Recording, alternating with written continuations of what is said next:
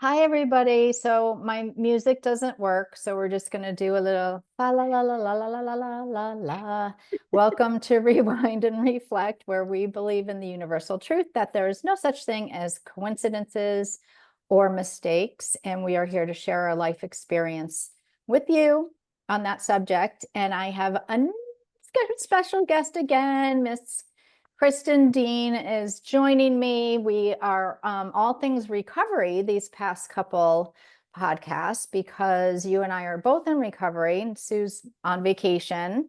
So we thought, why don't we just have a little talk about, how we got here, how we manage life on life's terms without turning to alcohol and drugs. And it got me thinking a little bit about the first time that I went to an AA meeting, or I kind of thought about getting into recovery, and how absolutely horrifying it was to walk through the door into a room of people who you knew each other, and you were the new kid on the block. It's scary in any situation, but I think going into an AA room, you're already trying to deal with the fact that, yes, you have this addiction, or, you're an alcoholic, or you're struggling with something, and that shame is still with you,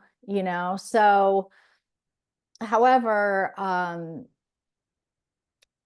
I want to kind of dispel some of the things that we tell ourselves or that other people have shared with me on why they're so fearful of becoming part of this fellowship. And I also want to say, I want to kind of put in terms, there's the fellowship of AA and then there's the program of AA. Okay. So the fellowship, and they're one and the same, but they're different at the same time. So the fellowship is like the people that you hang out with and you become friends with. And the program is the work that you do, the 12 steps, the work that you do when you come into recovery. So, and some people love the fellowship and don't really care for the program. And some people love the program, that work that you're doing on yourself, but they could do without the other people. It just works out that way. And before we get started, I did want to bring something to everybody's attention. We don't edit this conversation. We don't review it before it goes live. So if anybody was watching a couple weeks ago with my interview with Lexi Gold, and noticed that my glasses were crooked on my face the whole time, they absolutely were. I don't know how I did not know that, but I think it was because I was paying so much attention to Lexi and I wasn't looking at myself. And so, yeah, I'm acknowledging that happened, just like the tater tot that was stuck in my hair. I'm not pretending to be somebody that I'm not. I can't tell you how many times Kevin has come up to me, taken my glasses off my face, washed them, cleaned them, put them back on properly because they're crooked or they're just so filled with film that he's like, I don't know how you can't see. You can see. I'm just a human being and I'm not a perfectionist. And so these things happen. So listen, feel free to laugh at me, laugh with me. I don't really care. I laugh at myself all the time. So if I mispronunciate something or mispronounce something, I think I just made up a word. Or I'm, whatever, my hair is on fire. It is what it is. We're not here to, when beauty contests, we're here to have conversations of real life situations. So anyways, I just Look, if I can interrupt you for one sec, Deb, yeah, I yeah, was so impressed with Lexi and yeah. just her inspirational story. I was overwhelmed. And so I had to show my son Aaron a portion of this. I go, you got to listen to this accident that this poor woman was in. And Yeah, I'm just amazed. And everyone should totally listen to her. She's for a young woman. She is just, oh my gosh. he's remarkable. Yeah. Of course, my son knows you, Deb. Goes, Hmm. you met him when he was in his feety pajamas and Yes. grew up with you. First thing he says is, Mom, Deb's glasses. are like this. I did not notice, Oh my but he God. did. So I don't know. Maybe some people will notice, some people won't. Now I have to go back and look at it again. Oh my God. I just was like, I never review things, even after they go live, I don't. But I just love Lexi so much. I wanted to hear her story again. And I started watching it and it was driving me crazy that my glasses were crooked. So I was like, I can't. So I listened to it instead of watching it. And I was just like, it's just so typical of me. It is just so incredibly typical of me to do something like that. So, anyways, back to our topic at hand. Um, what do you think one of the reasons is that people get really either, they don't want to come into the program or they come in and they get turned off by something? Like, let's talk about that a little bit. What did you have any of those? So, I have a couple thoughts. So my experience, I had early exposure Hmm. to the program, went to meetings when I was still a teenager. So I kind of knew what was required of me. I was briefed. So I knew coming in that there was a lot of God talk, Oh, yeah. which, whatever. To me, I heard it. I don't hear it so much anymore. But anyway, I feel like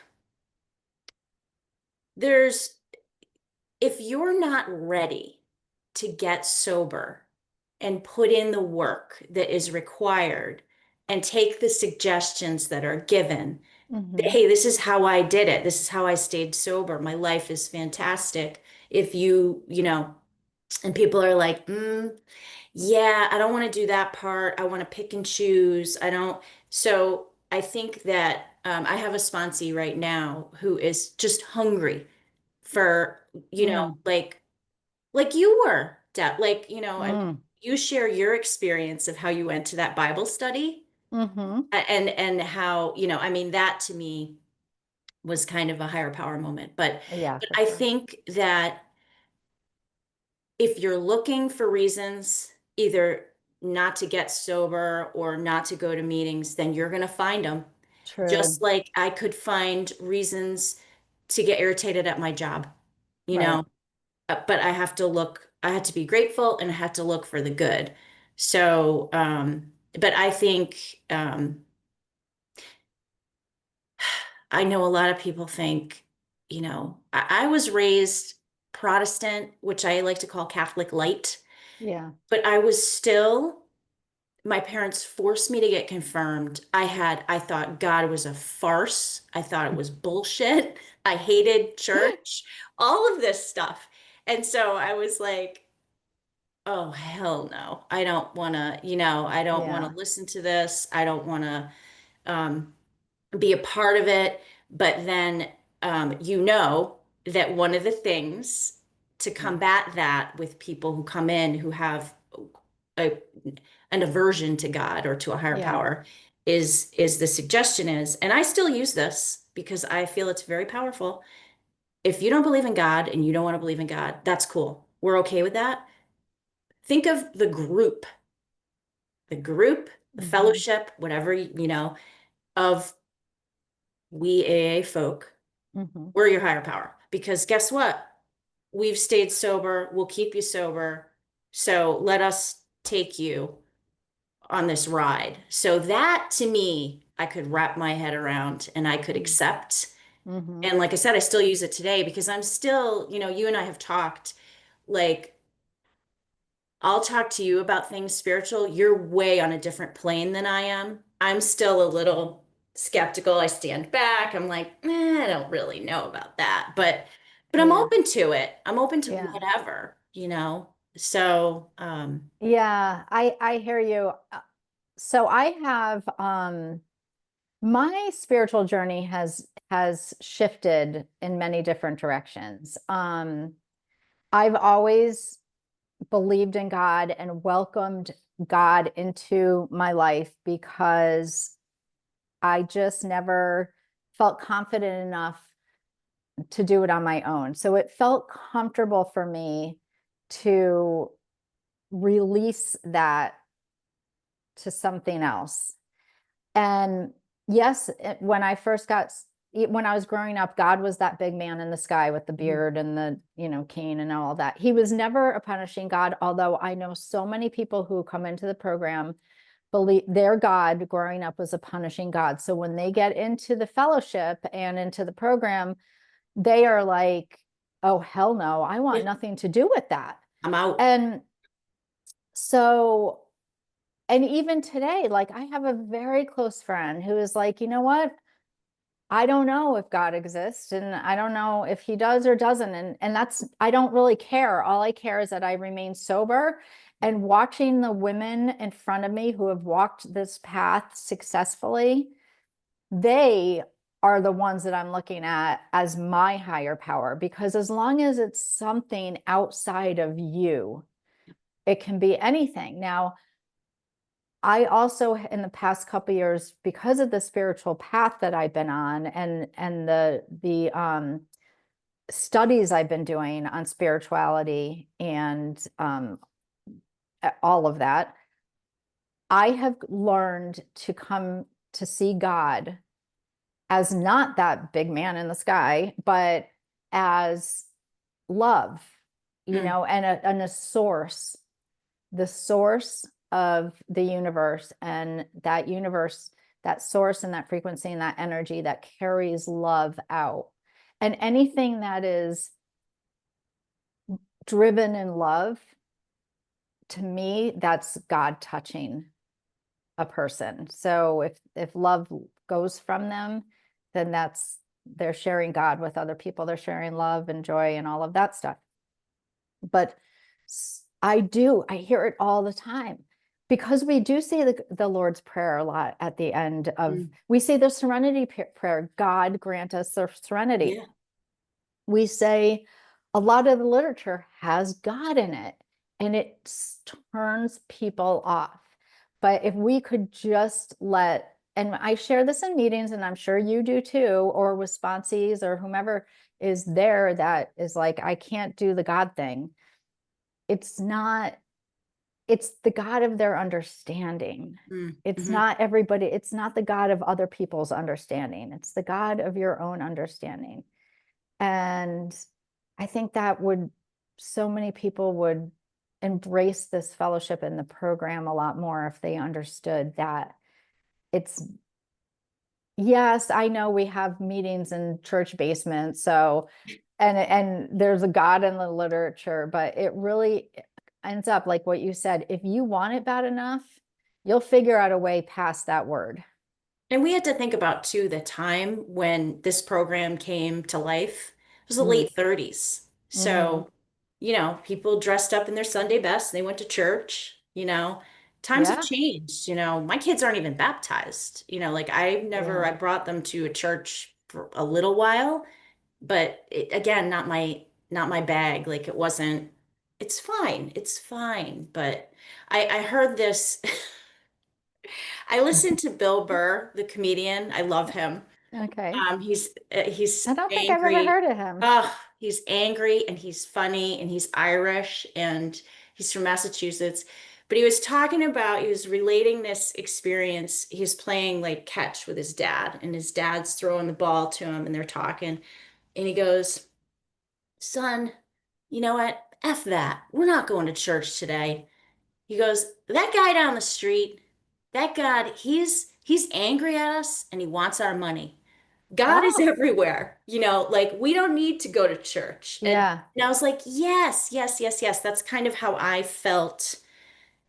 Like again, I didn't have a punishing God, but I Mm, know so many people, like you said, who yeah. who did, and it's uncomfortable for them to hear that. But everything's morphed for me over the years. I think, Yeah. when I was in my 20s, a lot of it was also to Mother Nature, like these huge trees in my backyard.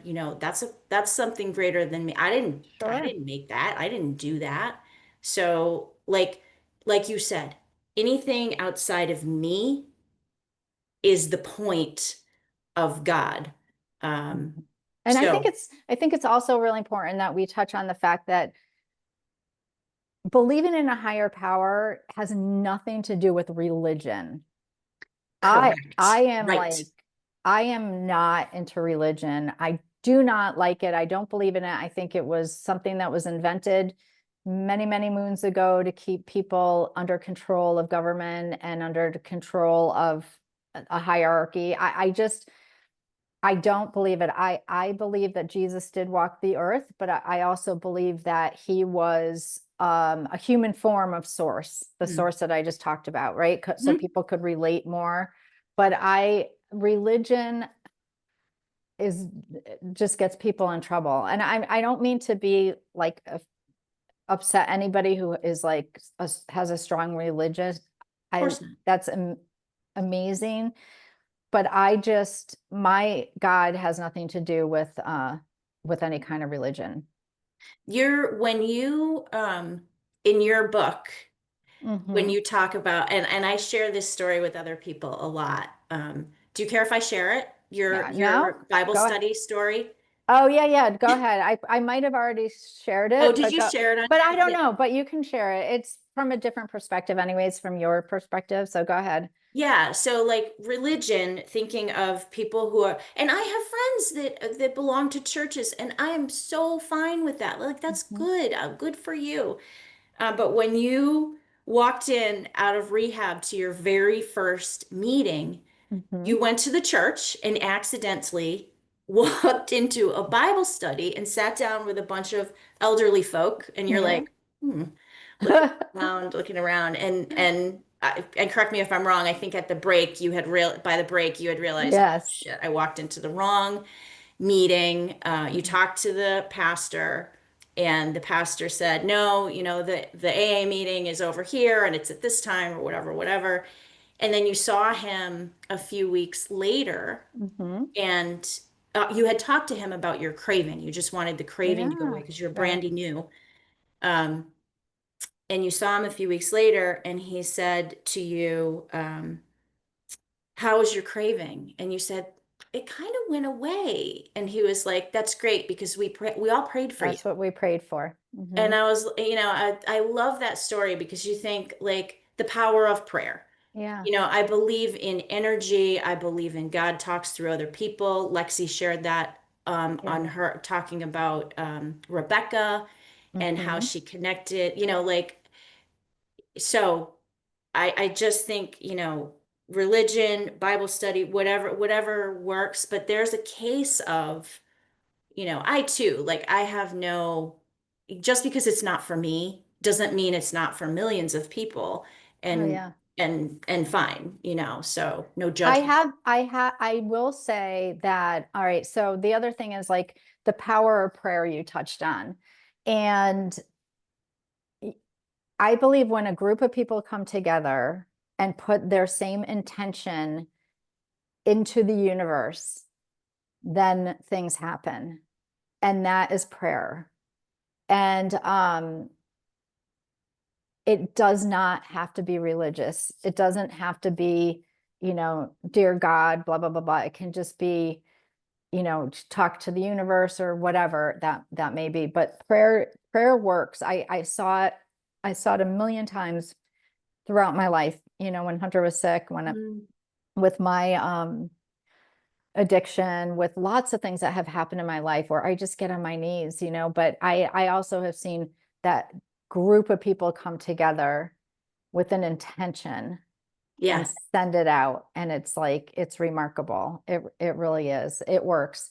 And that to me is God also. It's like all of that is God. energy out into the universe, put good out there, you get good Hmm. back. I always tell the story. This is the funniest story. I was at this meeting, this women's meeting, and the step we were on was amends. Yeah. And the woman next to me shared about making an amends to her ex-husband. And, my ex-husband and I had been divorced for years, but we had two children in common. And I was working on making an amends list. This is my second sobriety. Hmm. Um, and I said, oh, shit, I gotta make amends to Ken again, like my ex-husband again. Yeah. Because I I cared for his children while I was drunk. And Mm-hmm. that to me, and he knew that, and that to me was an amends. And literally the next day, I get a phone call from him or a text because he has a friend that's also in the program, another Mm-hmm. 12-step program. And he said, my friend says that I owe you an amends. So Mm. it was the weirdest thing. Like I put this out into the universe and the next day, like those are the kind of like little, I wouldn't call it a miracle, but just kind of it's It's like a it's a God pinging. ping. It's a It's God a ping. ping. Yeah. Yeah, it's and stuff like that happens all the time if you're looking for it. And I Yeah. was never listen, I did when I was hitting the bottle or popping pills, I wasn't, please God help me stay sober. Like, Yeah. but when I was desperate and knew I had to put the cork in the Mm-hmm. jug, I did. I hit my knees and I was like, please God help me to get this right, get Yeah. sober. And yeah, it's like you take the poison out of your system and you're kind of like, oh, a little more connected, a little more open to those pings and you know, Yeah, you're not dull and numb. And right. you are really alert to everything that's going on around you, which can be really stressful and uncomfortable a lot. But at the same time, when you feel those little messages come to you, it's like the coolest thing ever, and it's like you really do know what life is all about when that kind of You're thing in tune. happens. You're Like, so in tune, and you're in such the will, God's will, and you are, again, when I say God, it's like the energy of the universe, because when you're not doing what you should be doing, getting on the path of your life, the way that you are destined to be, mm, you're knocking into walls and you're in a lot of pain and you're not getting very far, or life doesn't feel good. You're on the wrong path, babe. yeah. You gotta get back onto, and you will, you just gotta trust in your higher power. I And used to go ahead. I used to think like, so I'm adopted, and I used to think like, obviously I'm older, so I was born in 1970. I used to think I shouldn't have been born, right? So like I would think that, Mhm. and I would think like just that negative rabbit hole. And I'm talking a long, long time ago. It's been Mhm. years since I have Mhm. thought that. But you know, when if I think in a light way rather than a dark way, Mhm. I think, you know, because I would think, my poor mother, my poor biological mother, she had absolutely no freaking choice. She's pregnant in 1969.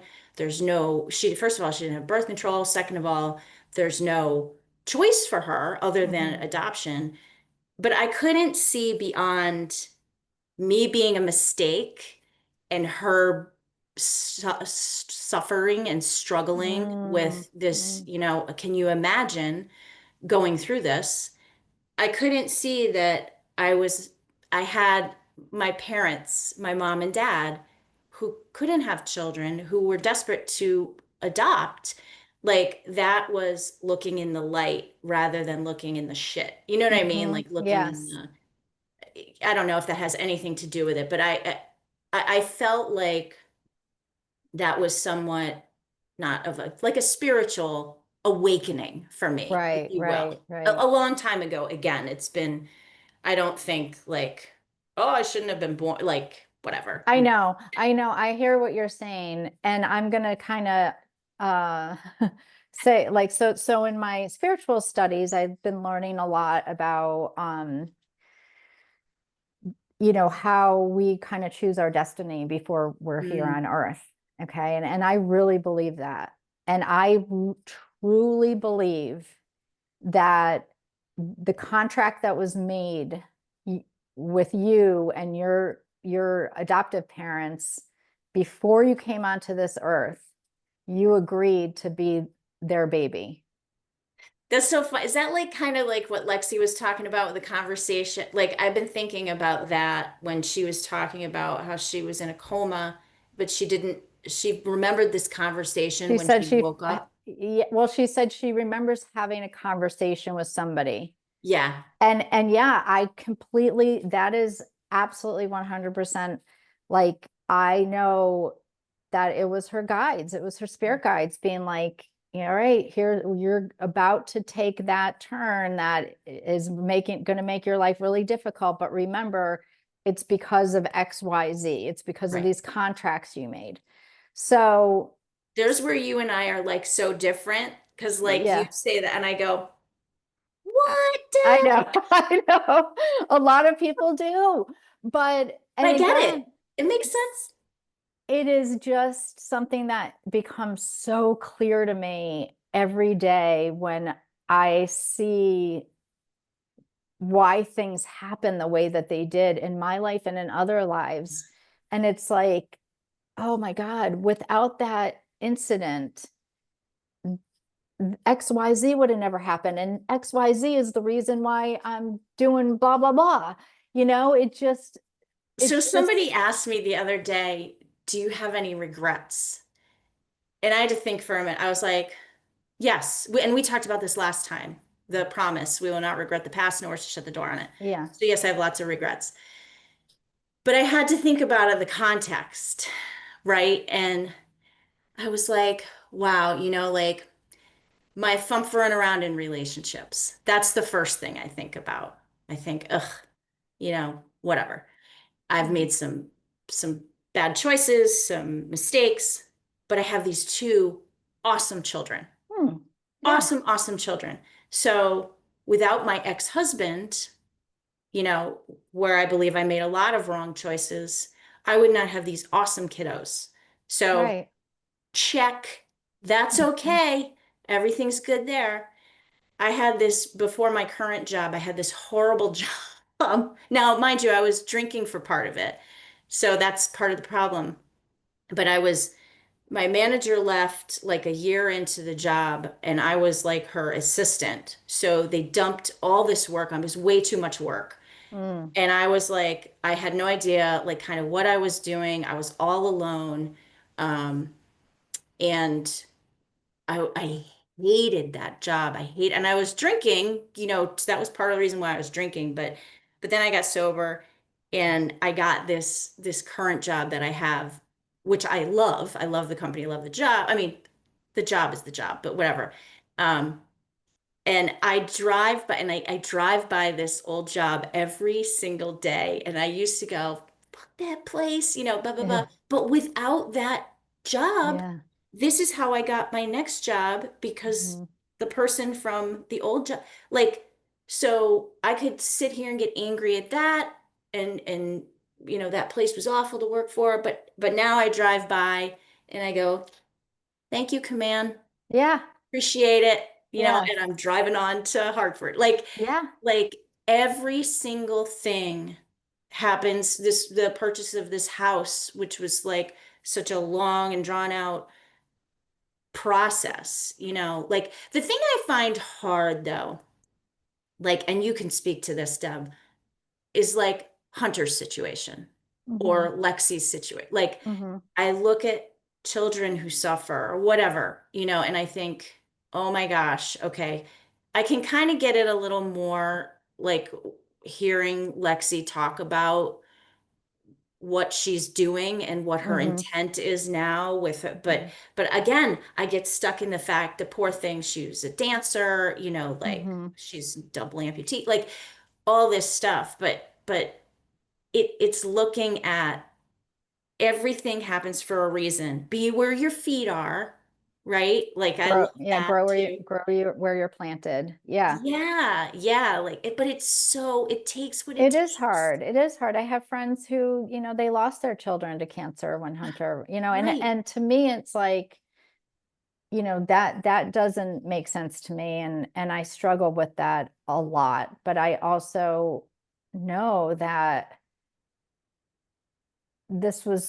things like this were planned out for whatever reason, Yeah. like one of my friends who lost her son is doing, well, first of all, the families that I knew who lost their children, and we all came together, even though I didn't, anybody who had during that time had a child that was fighting cancer, passed away, like because of that, we made something good, with these nonprofits that are now giving money to the much needed Connecticut Children's Medical Center, the oncology department for clinical trials. There's not enough clinical trials. So even though that seems like so next to losing a child, it's like, really, but something good came out of that. And because of that, somebody's child was saved, Yeah. that otherwise would have died. And so it's like, it's just this whole kind of, I don't know, like this whole road that we're on that we have created for ourselves to make something good out of the bad. Right. Living in the solution rather than the problem. I mean, that Yeah, sounds I like mean, kind but of but trite. it's, if you go through a trying time and you're not able to turn it into something that'll help another human being, then your suffering was in vain, Right. because we all are here to help another human being through their challenges. That's what we do in AA. Full We, circle, right? Yeah. yeah, that's what we do in AA. It's like we see these people come in. Yesterday I was driving home and they have roundabouts here in Hmm. Florida, which are, I love them, but for, elderly people, it's just disastrous. But anyways, I went around the roundabout and I saw in the middle of this roundabout was this person on their bike, but fell off their bike in the bushes and was like not moving. And I was like, oh my God. So I go around again and I like pull off close to him and I said, are you okay? Like I thought maybe he was dead. Oh my God. And then, but he looked up at me and he goes, yeah, I'm good. He was knotted out on heroin. Hi. Yeah. Oh, So I said, you can't stay here. Like you're literally, clearly he was you're in riding his traffic. bike and just went, right. And he's gonna, yeah, exactly. So now I'm in a compromised situation because cars are having to get around me and they're like Yep. looking at me and I'm like, I got to get off this busy road. I'm right in the middle of the road. So I said, I'm going to get you help. And he couldn't even, like, he'd look up at me, he goes, I'm good, I'm good. And then he'd nod out again. And then another gentleman had walked over there and I looked at him, I said, stay here with him, I'm going to get help. And the older guy said, okay. And the heroin guy was like, don't, don't get the police. Oh, And so I left and there happened to be a grocery store right there. So there was a security guard at the grocery store. He's a security guard. yeah. He can't arrest this guy or do anything. But I said, just please help him get to a safe place right now, Yeah. like out of the road, out Out of the of bush. traffic. Yeah. Yeah. And just get him to a safe place. And then, like the Salvation Army is literally 2 blocks away. Okay. And I said, get him to the Salvation Army and they'll help him. So he did. But if my life wasn't the way it is right now, if I hadn't been in recovery, if I Mhm. hadn't been working with women in jails and in rehab and know a lot of heroin addicts that are in recovery and that are active, I would not have I would have been scared to like Mm, approach a guy that looked like that. But this guy he needed help and he needs help. So whether or not he ended up staying and in the homeless shelter or in the rehab, I don't know. But I know he was dropped at a safe place. And for me, it's like, okay, because I struggled and I know and I've been in rehab and I know what that's like. I was able to at least have the wherewithal to say he needs to go to XYZ. And You're that's so just, much nicer than I am.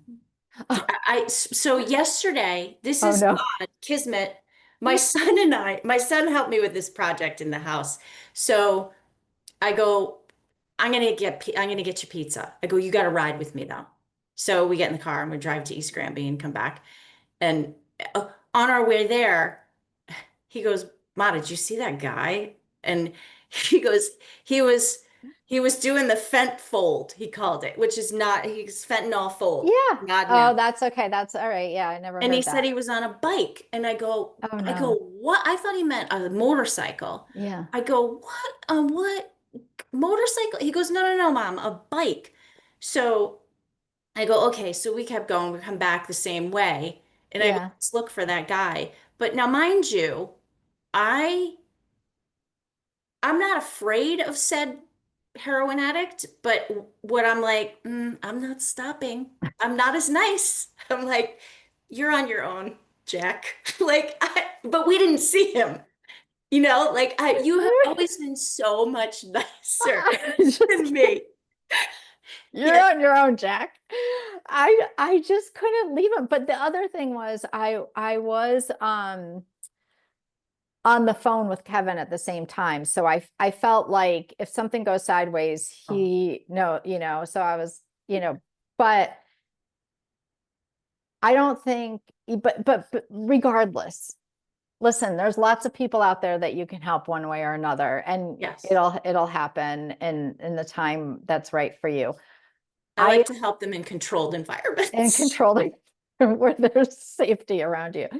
I but I will tell you that I the other day I'm completely addicted to these sparkling waters called bubbly, Oh, Buble. like Okay. Michael Bublé. I Yes. call them Bublés. Yes. Yeah, Okay. exactly. They call them bublés. But this one is pineapple coconut. And I am like a strict coffee and water drinker. Like that's all Yeah. but these things have got me so hooked. I just love them. Well, there's only two places you can get them here, at Target and at Walmart. Both of them are about 20 minutes from where I live. Okay. So it's a pain in the ass to get there. So I was driving Kevin to the airport the other day and I said, we have to stop at Walmart because it's kind of close to the airport. And for my he says, you need bubbly anonymous. I was like, I know, I totally do. So we go to Walmart. That flavor is not there. She said, this Oh is such a no. popular flavor. It sells out really quick. I'm like, oh my God, I only have 3 cans left. Like, what am I going to do? So he goes, let's go to the other Walmart down on Tamiami. And I go, oh, no. I said, Oof. he goes, after you drop me off, just stop there. It's on your way home. I go, no, I won't That's do not it. I'm scared of that Walmart because it is in a very, sketchy area. okay. And every time I have been in there, which has only been 2 other times, there has been some kind of yelling or There's an screaming, incident. an incident of some kind. And I'm just like, I just would rather not go. He goes, I'll go with you. Let's go. That's So I go, okay, fine. So I went there. I got the 3 last oh boxes, my thank God. goodness. And sure enough, there is some kind of scuffle that happens. And I'm like, I got to get out of here. Like I get nervous in situations like that. I get nervous because I don't have a prayer in any kind of, scuffle between people, that are living on the streets and tough like that. I'm not tough.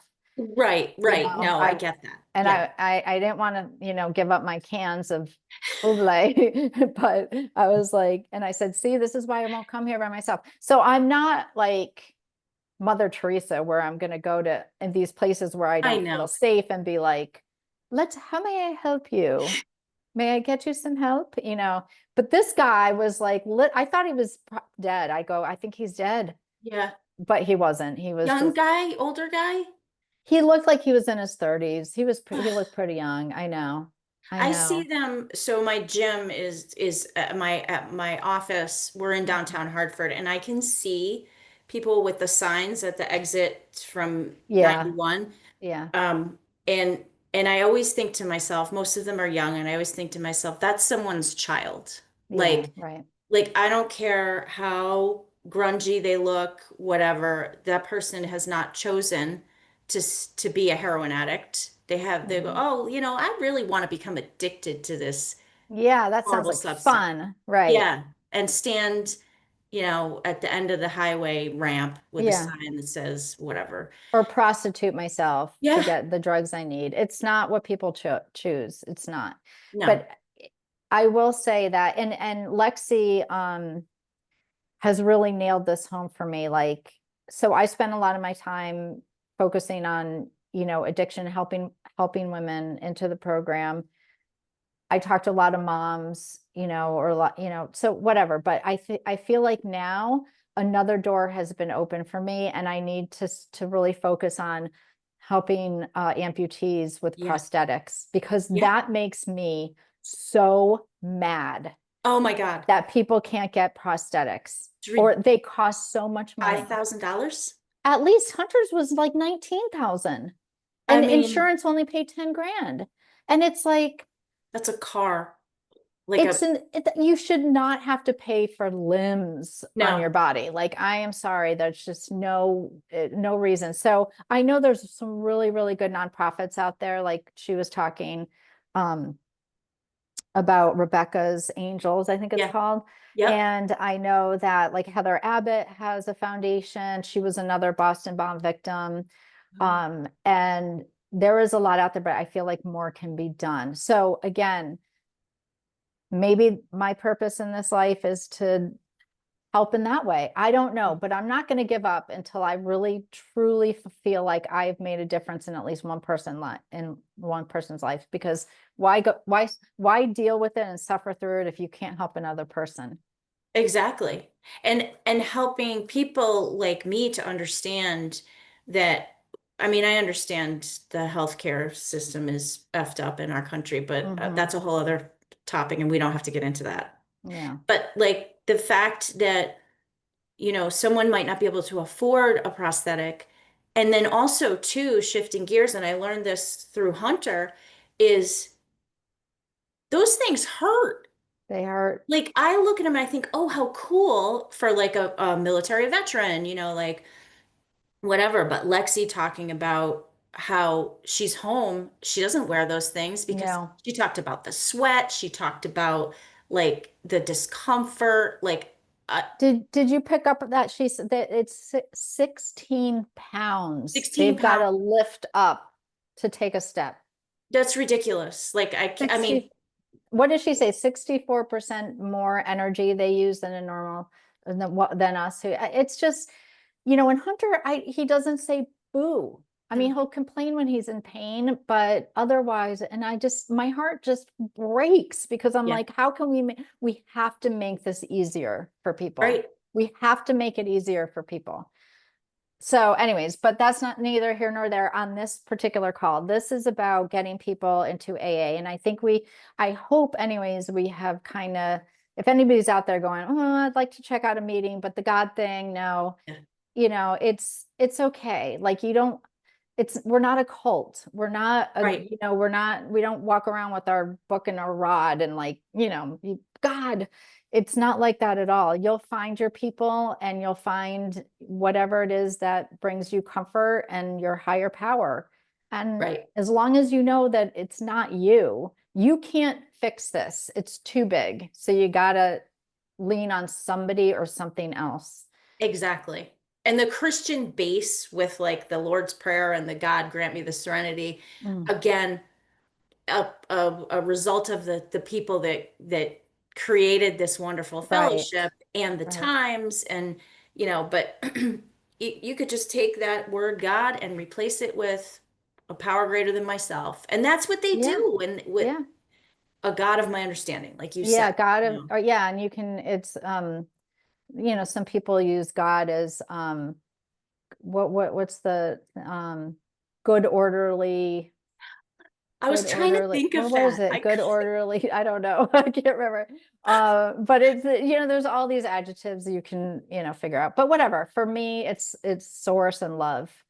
You yes, know? and don't let, we're not a cult, we're not religious. Um, Some yeah, people, they do follow religion and they go to AA meetings. There's atheists, there's all sorts of people. right. There's chapters to talk about Yeah. in the big book, talk about, this challenge and this struggle for people. Yeah. But But don't let again, that scare you away from coming in. no, Um, and if you're ready and you're hungry to change your, like that's I think that's the biggest roadblock, don't you, Deb? Like the God thing for people. I mean, I do. like that, it's in the books a lot.